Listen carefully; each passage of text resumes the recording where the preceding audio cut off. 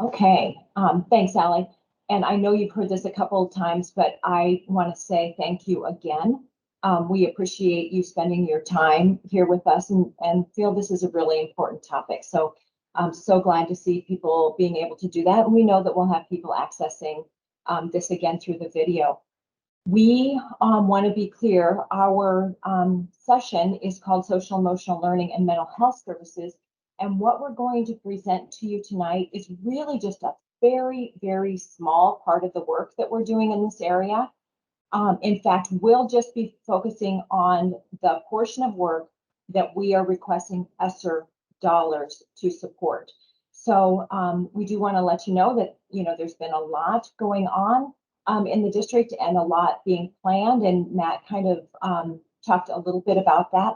So we'll give you a little bit of a high level overview, but we are using all kinds of funds and we're very carefully grading those funds to make sure that we're putting together an integrated program in terms of social emotional learning and mental health supports. So one of the things that we are super proud of is that we are working with CASEL, and CASEL is the Collaborative of Academic and Social Emotional Learning. They are basically the leaders in research and implementation of social emotional learning in schools. So we are super happy to be partnering, and they're working alongside of us and giving us lots of coaching along the way. One of the things that CASEL has done for us is they've taught us about the 3 signature practices. And you may have heard, I think Tom talked earlier about a welcoming activity. So that's one of CASEL's 3 signature practices. The 3 signature practices are a welcoming activity, and the intent there is to make sure that everybody feels their voice is heard. The second one is an engagement strategy, so that people are staying in the work and feeling like they're making some connections. Sometimes we do it when we're feeling like we've given a lot of information, and we want to make sure that people are connecting and still feeling like they're touching base with what we're talking about. And then the final thing is the optimistic closure. And so we'll be doing that. So I am going to give you a prompt for an engagement strategy. And that engagement strategy, if you would put in the chat, please, what is it that you hope? What is it that you hope for as a result of the DMPS SEL work? I'll give you a minute to put things in the chat, please.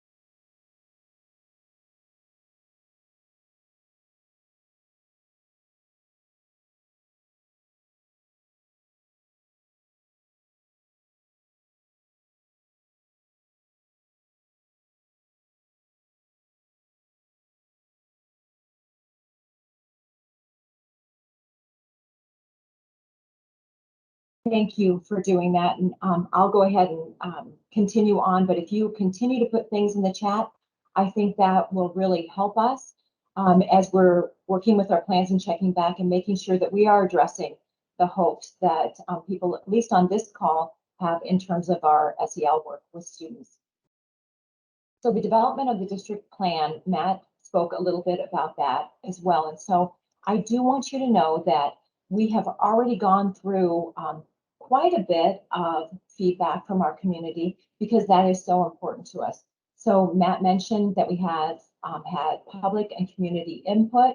Some of the things there were like the board listening sessions, and maybe you participated in that, where the board held sessions across the district where they invited people to come in and actually talk about what it is they'd like to see with the district. Staff input, we've had work teams, we've had a district level MTSS team, and then some feedback sessions with leadership teams in the schools. Student input, but not last on this list, but certainly not least, we've had focus groups where students have been involved, and our students are amazing. I'm not saying anything you don't already know, but they have really given us some great insight. And we've taken all of that information and then moved towards looking at what it is that our community would like to see us focus on. So, Allie, the next slide. In the board work sessions, there was a pretty clear mandate for work around SEL. What wasn't quite as clear was what the goal would be, because the goal would tend to narrow the focus, and really the SEL work is very broad. And so rather than landing on board goals like they did for literacy and math, the board has adopted a management limitation. And many of you know that a management limitation is just the way in which our district must be governed. So they're kind of, they're phrased not in a way that we would normally speak, because they're saying the negative. So I'm just going to point out that the management limitation that you see here on the screen was adopted by the board. And there are a couple things I want to point out. Number one, there, it says the school district shall not, is what the way each one of those starts, shall not operate without a full integration of learning supports. And so we've spent the last year and a half, at least, probably closer to 2 years, working on integrating the services and the supports that we have so that it's clearly one articulated plan. The second piece there that I want to make sure to point out is that it's, again, the district shall not operate without the staff complement to support the social and emotional needs of all students. And so you'll see in the SEL plan, if you've been a part of that, and we have 3 district groups, large numbers of our staff have weighed in on that. So I really appreciate all the work that people have been doing related to the SEL plan. One of the things that we're working on now is staff implementation. All of the departments have gone through the foundational SEL professional learning and are participating in the signature practice, for example. And we're getting them all scheduled for schools at this time, getting ready for next year. So that's kind of a very high level of the SEL. You will see, or the management limitations and the board goals. Now, Allie, if we move on to the next slide. So we have the board goals and the management limitation in place. And so then groups of staff members around the district, as well as community members, and Matt talked about that when we did our collaborative community problem solving. We had held a series of meetings over a period of time and invited people in to really give us some feedback on the high level areas that we were focusing on, SEL being one of them. So we took all of that information. You can see the community voice, the anti-racist town hall findings, engagement with communities, and again, the collaborative problem solving process. And we worked that in a way that we were able to develop levers. These are the ways in which we will be working on those goals, addressing those goals. You will see SEL really infused throughout. We know that one of the things that is so important about social emotional learning is that it's visible in every environment and in every situation. So you'll hear more about that as well. We did want you to know also, Allie, you can go on to the next slide. When I mentioned about our work in integrating services, we do have a lot of what people typically consider to be mental health providers. They're licensed mental health providers in the case of our social workers. So we do want you to know that that is definitely part of our plan. And our current state, the numbers are listed there, and we are working very hard to increase the numbers so that our ratios of staff to student are better. In some cases, that means some really tough decisions. And in other cases, it's some blending of funding and that kind of thing. So you will see that as a part of the plan. and we have been able to increase social workers and counselors, for example. And the counselors, I think we're about at the ratio that the National Counseling Group would recommend per student. So we're feeling really good about that. So the last item on the list is the 21 schools have community school coordinators.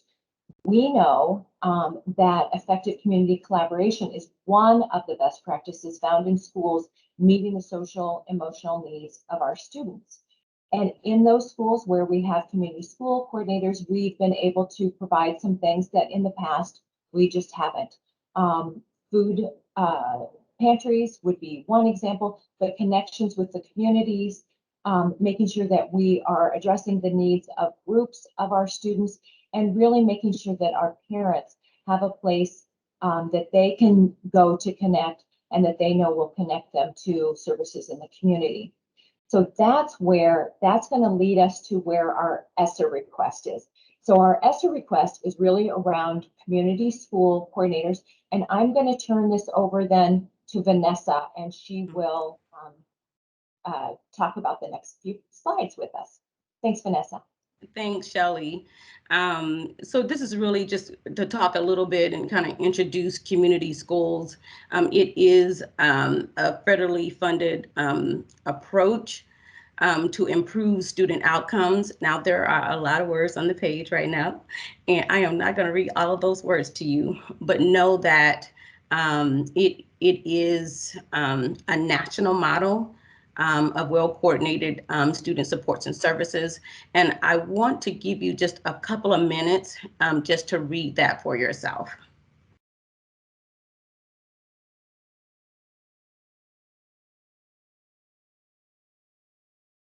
I have also put the link in the chat. There's been some very new guidance that has come out around community schools from the federal government and the use of ESSER funds to fund community school work. So I put those both in the chat as well.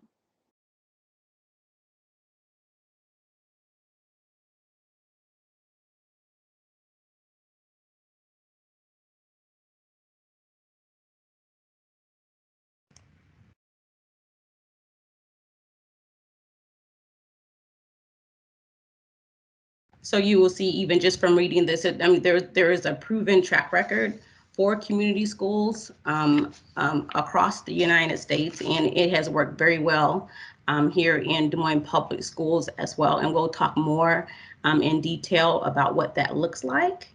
And so for now, I'm going to go and pass it over to Allison. Thanks, Vanessa. So community schools operate on 4 pillars. Now, these are research-based pillars that we do all of our work around community schools in. So I'm just going to go over these pillars, and then you guys put questions in the chat, and then when we're done, we'll get back to those questions. So the first one is integrated student supports. So what we really work to do is we work within that system that Shelley was talking about with our counselors and our school psychs, and we make sure that our students have what they need to be in the classrooms, to be able to learn. So we do that through a system.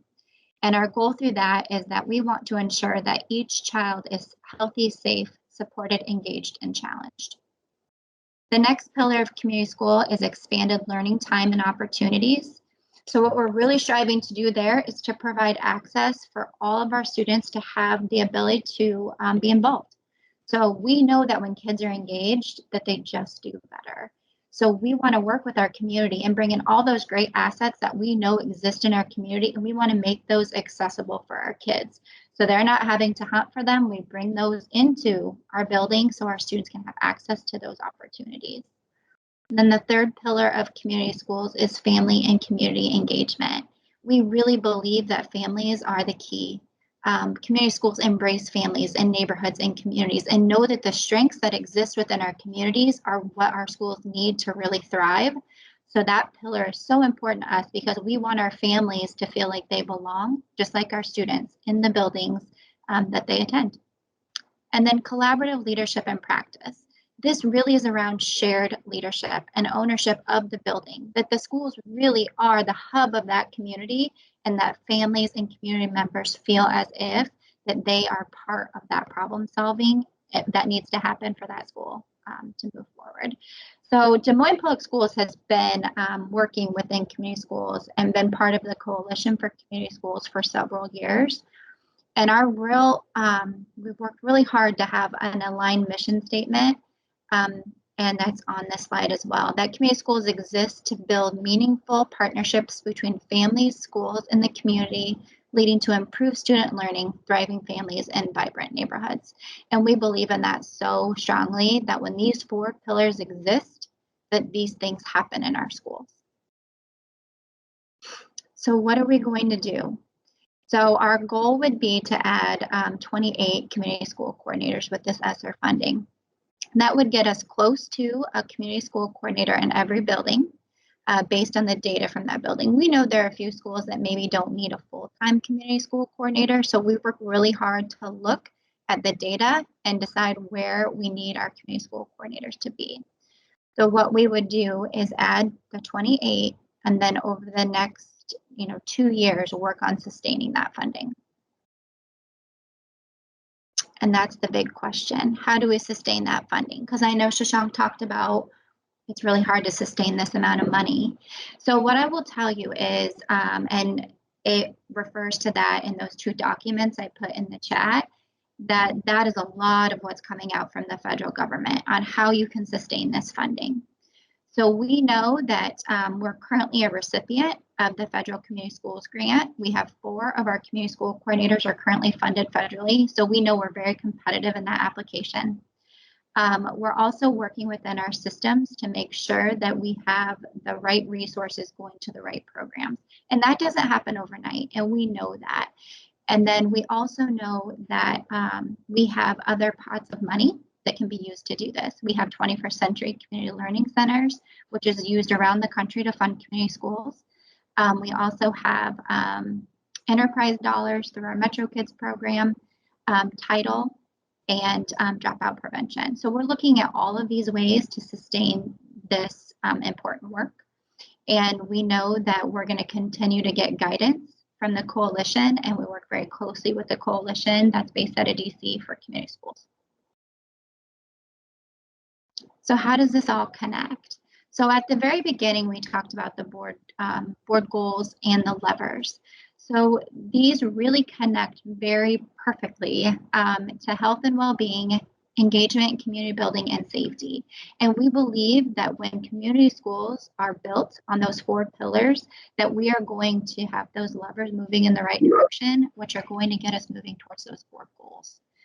The other thing we learned during the pandemic is the importance of the community. We wouldn't have been able to get through this without our partners, knowing that we all came together to really meet the needs of our kids, whether it was delivering hotspots, working to make sure that the students that chose virtual had access to full day programming, you name it, we worked together. And we know that we are not going to get where we want to go without our community. So what do we expect with this investment? Under our health and well-being lever, we expect that school communities will have access to internal and external supports through building sustainable partnerships. Those may be in mental health. We know that right now we do have school-based therapists in all of our buildings, but we also know that we can bring in other organizations that will help us towards that goal. On-site food pantries, after-school programs. We really want to make sure our kids have access to what they need to learn and thrive.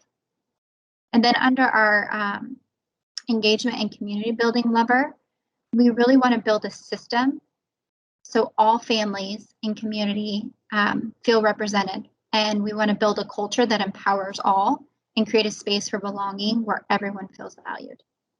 And we want to provide access to our students to have out-of-school time opportunities. We believe very strongly that when kids have access to opportunities outside the school day, that they do thrive. And then, so looking at the monitoring plan, recruiting 28 community school coordinators is a huge initiative.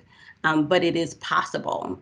We are going to cast a very, very wide net and collaborate with human resources to recruit through national outlets. We definitely accept personal referrals. We're going to host informational sessions for internal staff that may be interested. Work closely with our bilingual family liaisons, our before and after school supervisors, who work very closely with Metro Kids and 21st Century, our success case managers, who really work with our Tier 3 students, and of course, share information through our community partners that we have on board and just the community at large. There's lots of listservs out there that we can share this information. So it really is truly going to be a community effort. And then just looking at the development of onboarding, planning and training materials, we will be utilizing the attendance works, develop DMPS attendance and engagement toolkits for this group, and also develop school advisory council toolkits. Additional training and professional development, because it's going to be a lot. We want to get everybody on the same page, so we're moving in the same direction. And that really is the community schools model as well. So we're going to align the trainings for our community school coordinators to our district strategic plan that you've heard about before, and also our community schools pillars. Additionally, in looking at like the impact of the monitoring of the pillars, and looking at the integrated student supports, our goal is to increase the number of students receiving access to student reports. And so that could be anything from meal programs, food pantries, getting access to physicals, mental health, partnership programming, adult learning, access to legal services, and a whole host, mentoring services, and a whole host of other things. And then just looking at the family and community engagement, increase the use of School Connects. School Connects is like it's an app or something you can just use online that our parents can utilize to communicate directly with the school. And it is available in multiple languages as well. And it's an easy way for them to communicate directly with their teacher, or just looking at their students' grades and different things like that. So we want to increase that use of that program or that app for all schools to ensure that there's a very clear two-way communication between families and educators. And then looking at our out of school time to really increase the access of school programming, school activities and partnership programming through summer learning programs. There we have, and we serve over 100 different community partners across the district. And so utilizing the community school coordinators to provide that access for those schools for their out of school time will be very key. And then last, of course, certainly not least, is the collaborative leadership and practice, where we would look at each school and perform asset mapping and to see what that particular school community needs. And that will inform the programming that is needed for that school, and will direct the community school coordinator on who to reach out to, what partners to bring in, to meet those needs. And then also to implement the school advisory councils. So to ensure that, again, there's access and equity and voice in school-based decision-making, so that parents, students and families, the community will have a voice in the decision-making at their particular school. And so we're at the end of our presentation, but we do have one question. What is one word that would describe how you feel about this community school service model that we just presented? And you can certainly put that information in the chat. And I wonder if we want to go back up through the chat and just check to see. I'm wondering if some questions may have been answered as we were going, but if they weren't, I want to make sure that we have an opportunity to talk about those. And I keep looking at my phone. I'm seeing that there were some people that got kicked out somehow, and so they're trying to get back in. So hopefully they can get back in. Shall I go to the very top and start asking the questions from the top? All right. The first question is, what are the district plans to address the high number of students in the classroom and their unique emotional and learning needs?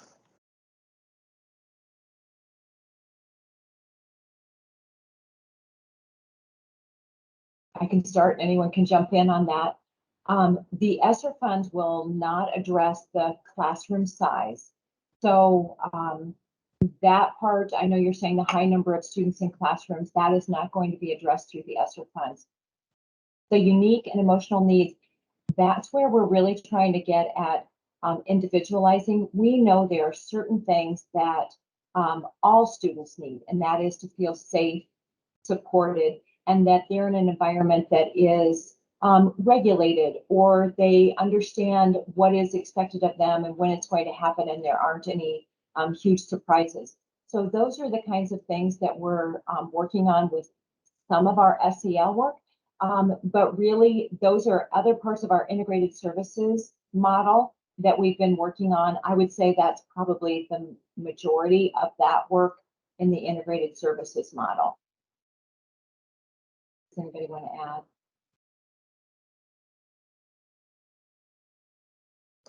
I think that also plays into the asset mapping that would go on in each individual school to really look at what exists and what our kids need and what our families really need. Because I think the great thing about community schools is it's not a one size fits all.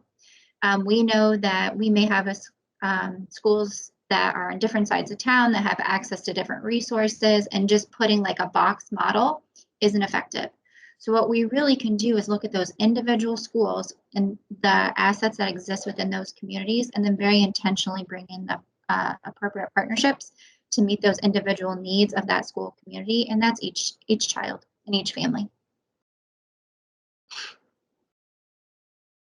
And I see another question from Larissa about the middle schools. And I believe they are talking about that in the facilities group. And I'm not, I think that might be something you want to watch later. Maybe I would hate to speak to that. I'm not sure what their plan is for ESSER dollars in terms of facilities. I know that they have one. All right, the next question. One of the students voiced a desire for more social time to learn about each other and our cultures. Will this be intentionally built into our schedules as focused time, or will educators be expected to incorporate into already committed classroom time? I think that's a great question. I saw at one point, Tim, are you on here still, Tim Johnson? Are you at a point where you could turn on your camera? Tim is our community school coordinator at North, and he does the Brother to Brother program at North. And I think one of his students is on here too. So I don't know if you want to talk a little bit about what you've been able to do at North with Brother to Brother. Yeah, Training's on here too. He's actually the president. So Training, you can also speak up if you want to. Yeah, Brother to Brother. So it's mentoring. We do college visits, community service, and then just development of yourself as a young Black man. We try to get into the middle schools to get them involved as well. But every meeting we do a chant, get us started, get us going, get the vibes right. And then we just move forward as far as how do we build relationships with our teachers? How do we build relationships with our peers? Different things we see in the classroom as far as how can I be comfortable enough to speak up when something is wrong in the class, or how can I be that leader of the class to help support that teacher? So it can go into many different avenues, but it's just all about self-development and then figuring out where you want to go and how you want to impact North High School, and then how you want to impact the world after you leave North High School. Thanks, Tim. The next item is not really a question, but there may be some sort of a question in it, honestly. I understand the concern about creating temporary positions to address needs, but we already have positions that are paid with grants that are not always renewed. I feel strongly that we need additional support or additional staff to support our student needs. We agree with you. And Marilyn, thank you for being brave and turning on your camera. I appreciate that. It makes it more personable when you're talking and you actually see people's faces, so I appreciate that. But you saw that was something Allison Vukovic talked through when she was talking through this slide about sustainability, because yes, you heard Shashank talking about that. And obviously we don't want to get into a situation where we have a funding cliff, where we've added positions and then suddenly there's nothing left. We are working on that. And we know that there are some things that we can do related to that. And we also know that it may be some tough decisions as we go through. So we'll be looking at that monitoring that Vanessa talked about and making sure that we're making an impact that in the kind of ways that we had said we would and that we had planned to. And Marilyn, I see your hand raised.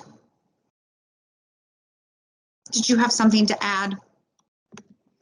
I just wanted to share the concern that often it seems that we are more reactive than proactive. And so we're trying to clean up messes often. In the chat, I kind of read between some of the lines where they're talking about our school environments and how we're not appropriately supporting our kids, and we're trying to catch them after the fact. We then have to, that would weave into the loss of learning in our classrooms, because we are then trying to be reactive and support a child that we did not support appropriately in the beginning. And so then we're always trying to kind of clean up after the fact. So I'm just concerned that sometimes our approach is not as proactive as it should be. And, I think we need to rethink our model, think outside the box, and especially our early learners. I think that we need to get them started in a way that would, I am elementary, but I'm not early elementary. But I would still reap those benefits instead of always being behind the 8 ball, being much more proactive, supporting our kids' social emotional needs. We throw them into an alien environment without proper supports, and we are creating frustrated children, young human beings, and it's not fair, and we can do better. So anyway, yeah, just wanting to make sure we're not coming at an approach that is reactive, trying to clean up a mess, when I think that we can be much more proactive. And I appreciate that you guys put into the plan that if we started something with more, I would advocate for associates in every kindergarten classroom, because we know that that is appropriate socially and emotionally. Every teacher, those children would be able to start in a way that we would all reap the benefits up the ladder. So that's just really my concern. Marilyn, I so much appreciate what you just said, and I agree with you 100%. We in this district do have a lot of supports, and I am super thankful that we have the supports that we have. We tend to build supports that are at the top end, or as I think Allison said, at tier 3. And so we have a lot of supports there. And so what it looks like is a lot of kids need a tier 3 support, when the reality is we haven't had the tier 1 supports to the level that we should, so that we can really tell who is it that needs a tier 2, who is it that needs tier 3, because those supports are not plentiful. We know that. To your point about you being an elementary teacher, but that you would reap the benefits, I mentioned that we've had lots of sessions for feedback, and one of those sessions that I was able to facilitate was with high school people. And they said that very thing. They said, we really want to dedicate what would come from ESSER to elementary, because we know we're going to, they might have phrased it a little bit differently than what you did, Marilyn, but it was the same idea, reap the benefits of that. So that was something we did talk about associates. There are some of us who feel very strongly about that. I wouldn't say that those kinds of things are off the table, but it's not a part of the ESSER plan now. I do appreciate you bringing that up. We do know if we did an associate in every kindergarten, because I did the math, and it's about $11 million. So it is an investment. It would lead to some tough decisions, you know, later, because we have to figure out, you know, what stays and what goes. But thank you so much, Marilyn. Sorry, I'm going to try not to be, I just think the comments are so good, you guys. Thank you. Okay, here's our next question. Will any of the funds be placed towards managing students' mental health and emotional needs within the classroom and hallways? This often ends up affecting all students' learning and sense of safety and security. I'll be quick on this. We're not using ESSER dollars for that. However, we do have a plan in place for that. It's part of the safety. If you saw our levers, there's a safety lever and there is a detailed plan. In fact, we've had people working across the district all summer on that, and it will be much more integrated than it's been before. They are not using ESSER dollars. However, it is being put in place. So thank you for that. I would also say that that's at some of our community school sites, that's a great way to use our partners. You know, I don't want to put Tim on the spot again, but at North High School, they have an amazing partnership with Urban Dreams. And they know that that they bring in staff to eat lunch with the boys and with different students. And that really, Tim, you can probably speak to it way better than I can. Yeah, I got you. So what we developed as far as the representation of what we have as far as our demographics in our school. So Urban Dreams, we've started a mentor program where they come in with different business partners that they have an outreach to, and they come and have breakfast every Wednesday morning. Prior to COVID happening, we didn't get to do it this year because of COVID, but they would come in every Wednesday morning from 8 to 8:30, have great conversations. And then it also gave students an opportunity to do some networking if they were interested in internships or talking to them about anything on their mind. And it was awesome. And then also with Urban Dreams, they're just basically a part of North. Isaiah does a great job. Nagus Rudison does a great job as far as just being seen and being known in the building, so that if kids do have any problems, they can just go down the street and talk to them. Their doors are always open. They're also a food pantry as well. So they give all the advice. They give out laptops. Anything I need, basically, I can call on them. They're a great partner, and they always come through for us on the north side. What sometimes looks like a discipline problem is a connections and a sense of belonging problem. I think that's what you just pointed out, Tim. All right, our next question is, will School Connects be linked to IC to log contact with students and families?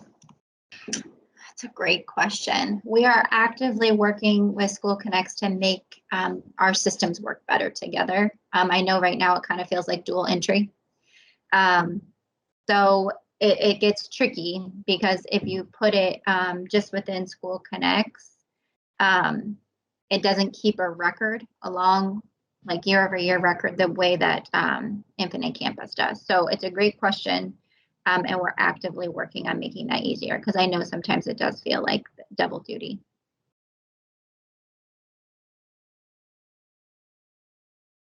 All right, next question here. How can we leverage funding to provide parent education about how to support the emotional needs of their children after a year of unpredictability?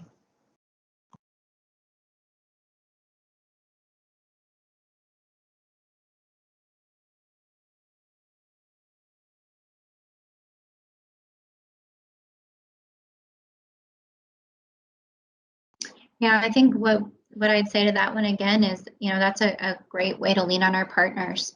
We have so many great partners that provide that programming. And that's the beauty of community schools, is we don't have to have everything and have our staff do everything. What we can do is look within the community at all of those great assets and bring in the appropriate partners at the appropriate time. So I think that's a great question.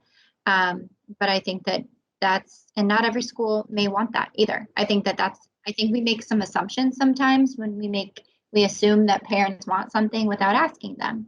So really what community schools is that pillar of, family and community engagement, is we ask them, we say to them, like, what is it that's going to feel supportive to you?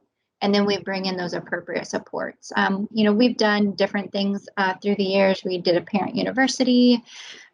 We've done a lot of great things. And what we did was, kind of ask the community, what can you provide and how can we make this accessible to our families? And I would just add to that we have community partners that are eager to fill these gaps and provide these services. I mean, they go above and beyond for students and families. So I think that there's a lot of resources out there, and again, like Allison said, to really just capitalize on that and bring them into our buildings and help us provide those services that we can. Sean, I saw you had your hand up. Did you want to provide any clarification? Did you maybe put it down now? And I apologize, my camera isn't coming on, but I agree with what Allison said. And my question, some of the things that I sometimes think about is, how do we do a better job of leveraging opportunities, whether through district-wide opportunities for education, like the parent university she talked about, or coordinating some of our PTA groups on our feeder patterns, just finding ways, because there might be 10 families in each school that would like something. And that's part of the challenge, I think, and I'm hoping we can find better ways to build that safety net when we do that. Is we might have something real good going on in one spot, but only a fourth of the families interested in it.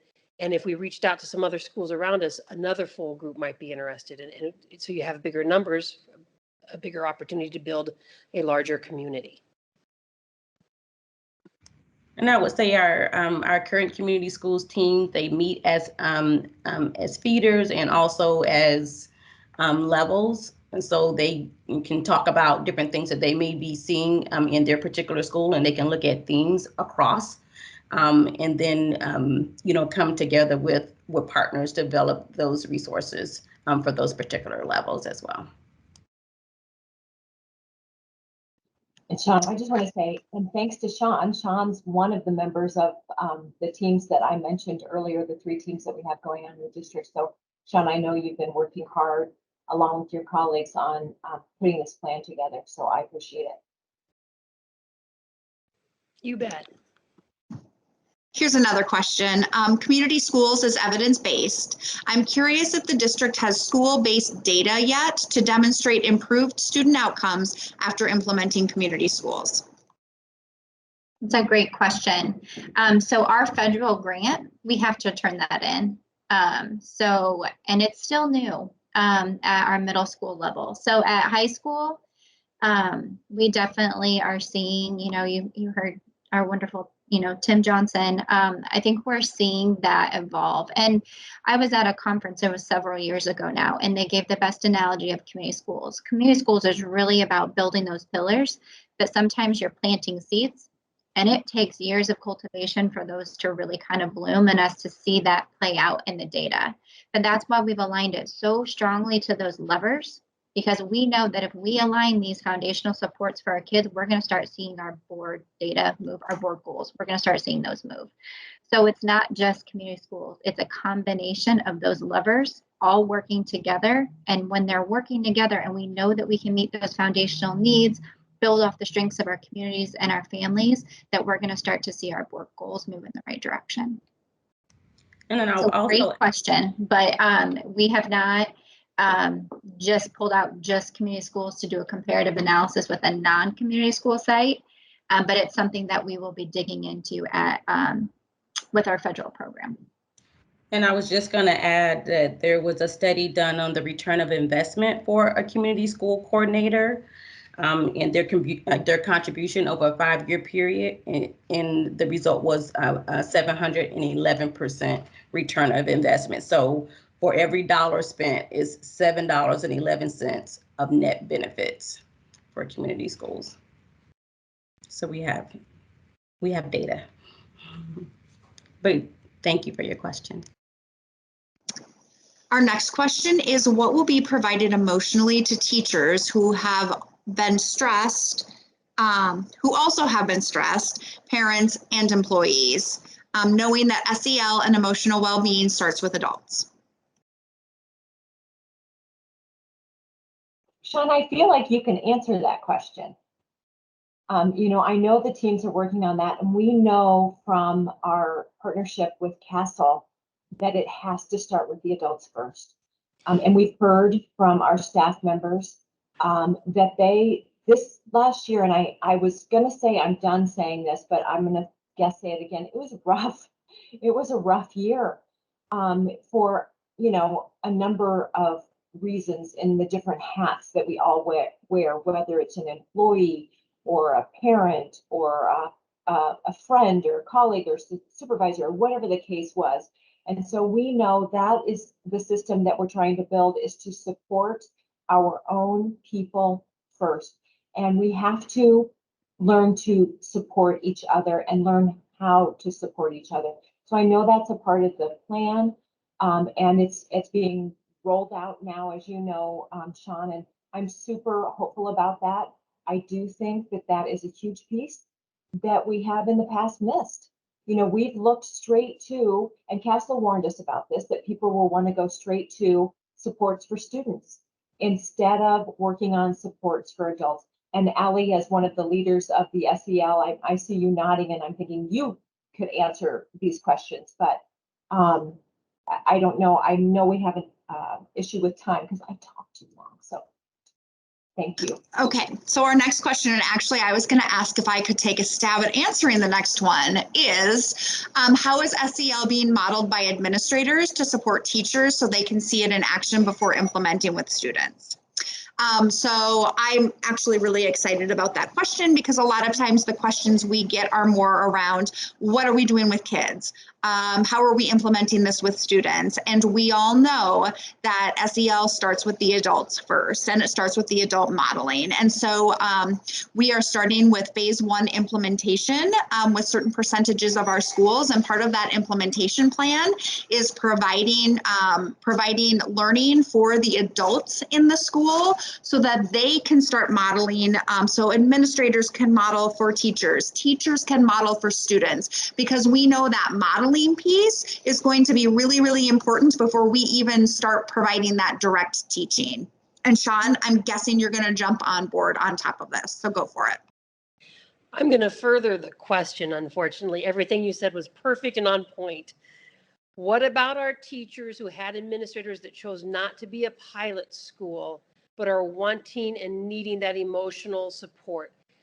Sometimes we take SEL and mush it together, where I'm thinking of teachers who have, just like our kids, have anxiety coming back and being in a classroom of 30 kids. I think of teachers who are thinking about their student who's going to another school, and maybe that school had a case reported, and then they're coming in and trying to teach. And so again, how do we do a broader way of supporting one another? Because SEL, that starting point, is just going to be that starting point. In my building as a behavior strat, my role is to support both my teachers and my students and my families. I provide very specific therapeutic skills for teachers to think about before they're in the classroom, practice them before that need. And so we've been working on those things. I just worry about other schools because it was a tough year.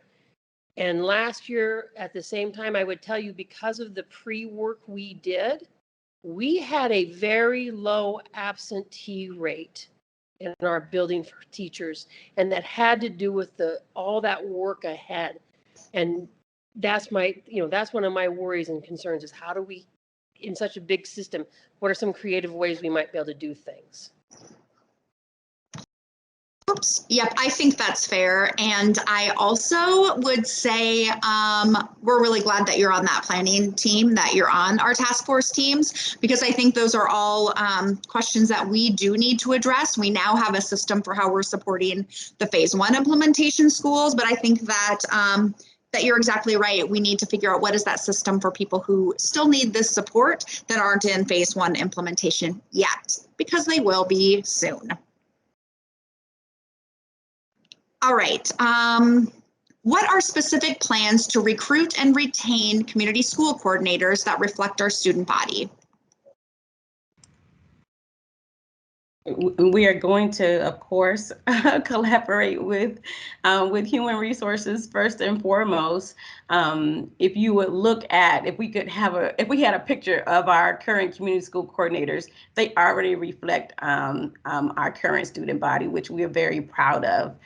So we just have multiple avenues, that I talked about before, really casting that wide net. We have a lot of previous DMPS graduates come back and serve in these roles. And so we're really going to be reaching out to the community and say, hey, help us, help us get the word out that these opportunities are available, using LinkedIn, using, referrals, word of mouth, traditional, of course, pathways as well. But we're going to pull out all the stops. We're going to recruit everywhere, anywhere and everywhere. So, and people know too, so please let people know. We're going to take the opportunity, friends, neighbors, relatives. Yes. Yeah, and I think what we've learned through kind of our growth over the years of community schools is our community school coordinators are our best recruiters, because it's great work and they do great work. And, we get, referrals coming in on, hey, I've got a friend, they're going to apply. Like, that's what we want. We want our team recruiting the talent that we know exists within the communities that we serve. And that's what we want to continue to do through this work, because we have so much strength within our communities that we really want to bring into our kids. Ladies, I'd be happy to add some additional information regarding recruitment efforts from the HR side of the house, if you think that would be helpful. Thanks, Susie. I didn't know you were on. That's great. Yeah.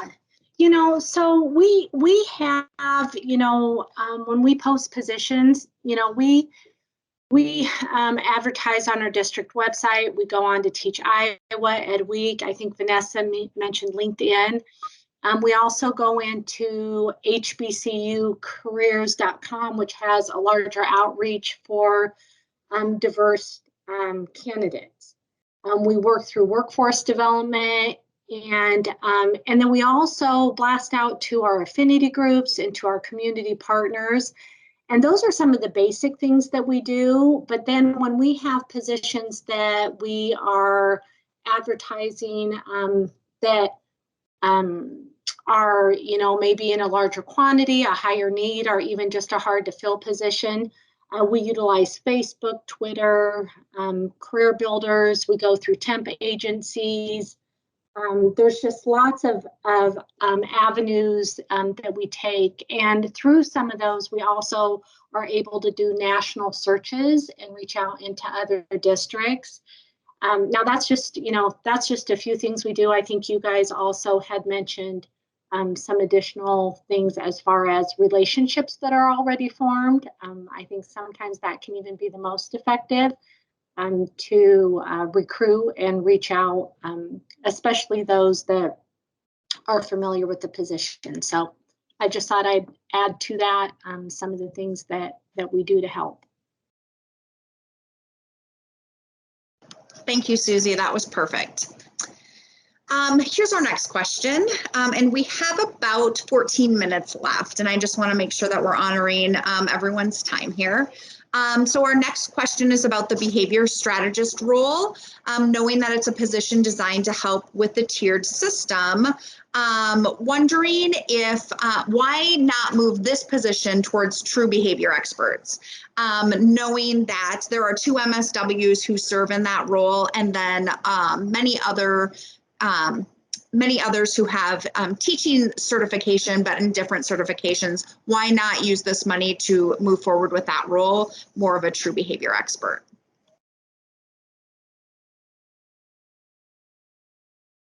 We are looking at a lot of roles, not just behavior strategists, but we're looking at job descriptions and comparing to the actual work that is being done, and then what it is that we need in terms of gaps in our system. So really, a lot of things are on the table still, and that certainly, that position is certainly one of them.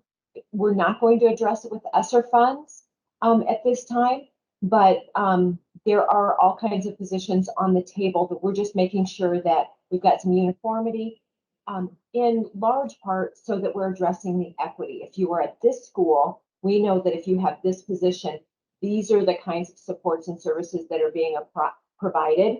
And if you have that same position in another school, they are also providing those same supports and services. So it's not a direct answer for that, Sean, but it's more of a global answer. All right, our next question is, just one moment, I'm just reading through it. DMPS has a student assistance program that offers free counseling to students and families, but often when I talk to students, they are unaware of this service, and parents even more so. I feel it's important for parents to know that they have access to this service, as it would help them better support their children. Are there plans to better advertise this service? And also, is there an employee version that DMPS has access to? I feel like better supported parents and staff will flow down to the students.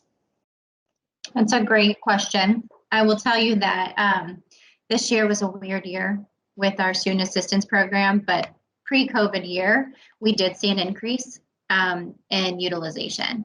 But do we have the ability to do better? Absolutely. And I think that that is the importance of that community school coordinator role too, that we make sure that all of the resources that we have available for our families are easy to access and easy to understand, that they know what exists. Because I think sometimes we're a really big system and sometimes it gets hard to navigate. So that's part of this role, is to make sure that our families know the supports that exist within each individual school. And then as far as the EAP, Employee Assistance Program, we do have that as a district as well. And I don't know, Susie, if you want to talk about that. I don't want to mess anything up when it comes to our Employee Assistance Program. But our employees do have access to that. I think it's a good point. I appreciate, I don't know who made that comment, but I appreciate you making that comment. And it does tell us that we need to do better about making sure that that's advertised. And so we will definitely do that. Thank you for that. Yeah, I think the only thing I would add is we also have, our Employee Wellness Center, where we have just all kinds of opportunities that we, or I would say maybe more so resources than I would opportunities regarding, things to, for mental health is in there. There's also, financial health. There's, social well-being, just different opportunities of things that are available to employees to participate in. We send, monthly updates and information to employees, and that would be in addition to Magellan, I would offer.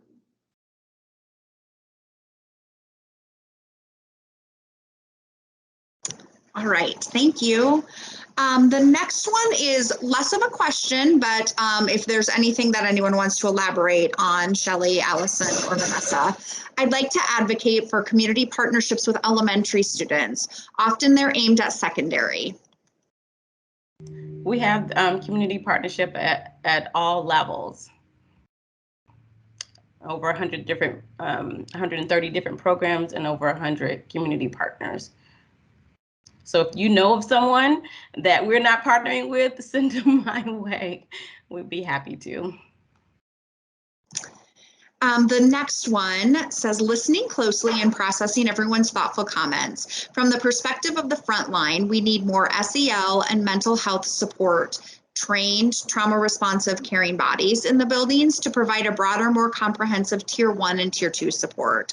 Schools are not able to do this alone. We have to partner with the community and invested partners to create the safe space our students and families are telling us and we know they need. We agree. Yeah, exactly.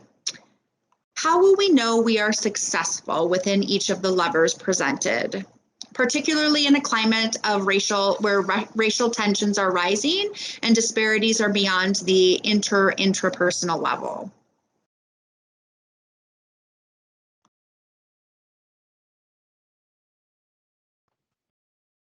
Each one of the levers does have a monitoring plan, and the MTSS team will be looking at that monthly, but network teams will be looking at, and Deborah, you'll be a part of that, we'll be looking at that for sure quarterly, and network teams directors will be working and looking at it weekly. We have one more question in the chat. How are we going to advertise services? I have many parents talking about the quantity of messages they receive on School Connect, literally hundreds, especially if they have more than one student. They're unable to sift through to get relevant information. Sorry, I just got kicked out, so I think I know the question. Is School Connect? I think that maybe I want to connect with you after this, because I would want to see what's going on with that, because I would want to know where all those messages are coming from and see if they are connected to more schools than they should be. So sometimes if you're a, are you a DMPS staff member as well? She's an elementary teacher. Yeah, she said, right, Marilyn? You said you're elementary. Are you assigned to multiple buildings or just one building? No, one building, but yes, Okay. I'm elementary. And yes, So these are parents that may have elementary students. They may also have middle school, but they literally have hundreds of messages in their inbox. And they've just told me they don't have the time to go in and sift through that much. So there is definitely a concern there. Yeah, I want to dig into that a little bit more. So that's a great question. Thank you so much for bringing that up. I actually have a meeting with School Connect tomorrow morning, so I will ask what could possibly be going on.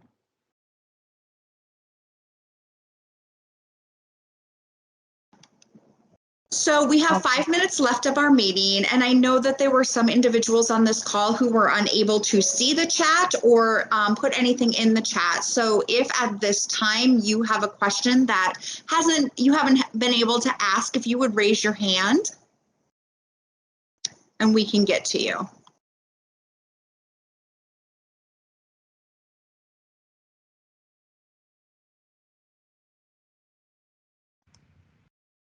Or just unmute and ask your question.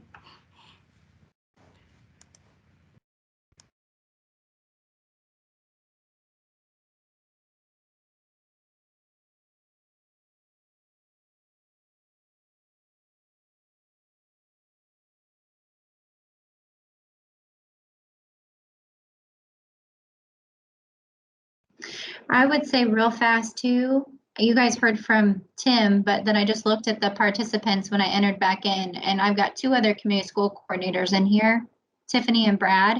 If there's anything that I missed at all that you're like, Allison, you really missed the mark on this one, hop on and add whatever would be helpful around the work that you guys do every day. Or just wave, because I like to see your faces. I don't think that you really missed anything, but I think a lot of people have been talking about all levels, and we really are pushing at all levels, elementary, middle school, high school. We're really pushing to increase community participation in our buildings and community partnerships in our buildings. And we're also looking at ways, talking to students. Sorry, I have a little one, so the TV's probably loud. But yeah, talking to students. I know before school ended, we had in as much as in person as we could be with students, like getting to gauge what they think about school, how to make school better, and starting to work with partners even today, reaching out to partners for a back to school bash and looking at what are the needs for students and families. So know that we are working on it and we are listening to feedback from parents, from students, and even from staff to help school be an even better, safer place. Thank you, guys. So unless Vanessa, Shelley, or Allison, you have anything to add, I have an optimistic closing activity, which is part of Castle's 3 signature practices. So unless you guys have something to add, I can go to that. No, I do. There's a comment in the chat.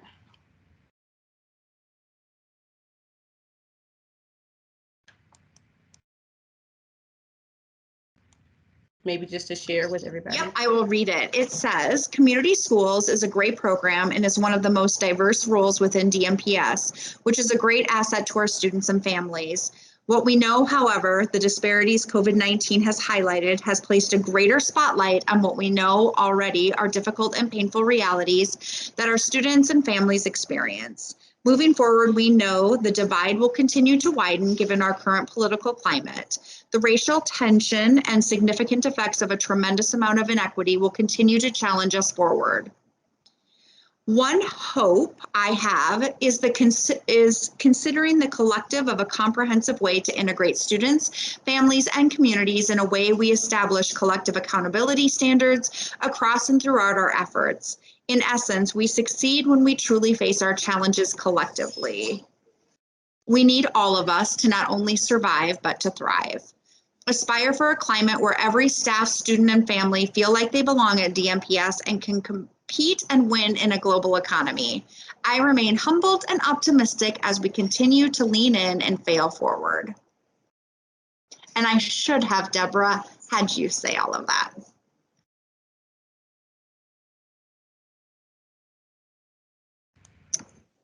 So as we close tonight, our optimistic closure is in the chat, write one word that describes how you are feeling about this work.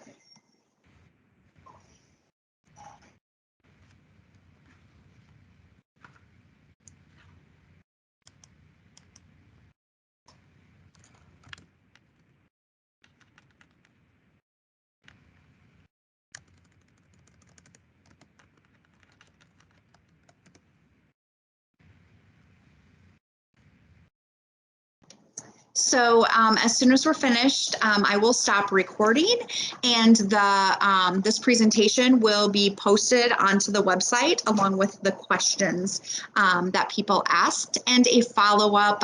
Your name will be there with the question in case we need to follow up or contact you. So thank you so much for engaging with us tonight and asking really thoughtful questions.